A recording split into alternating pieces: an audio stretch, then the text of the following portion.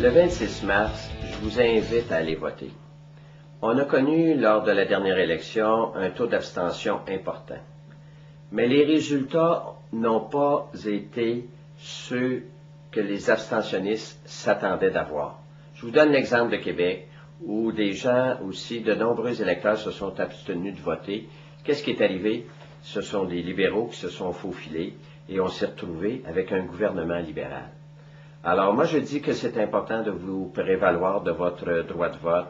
On vit dans une démocratie, elle est saine notre démocratie, alors c'est important de vous exprimer. Ce que je vous dis aussi, c'est que voter pour la DQ, c'est voter libéral.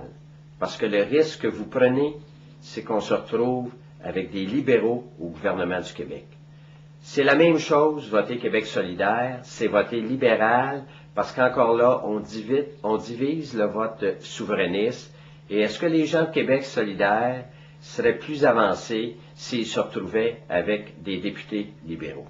Alors moi je dis que vous voulez vous défaire du gouvernement de Jean Charest, on le comprend, là, la grande majorité des Québécois veulent se défaire du gouvernement de Jean Charest, veulent surtout pas une députée libérale d'Andromone, surtout qu'elle s'est déjà présentée là, 3 fois pour les conservateurs, battue 3 fois, puis là elle se repointe une nouvelle fois en ayant changé de parti.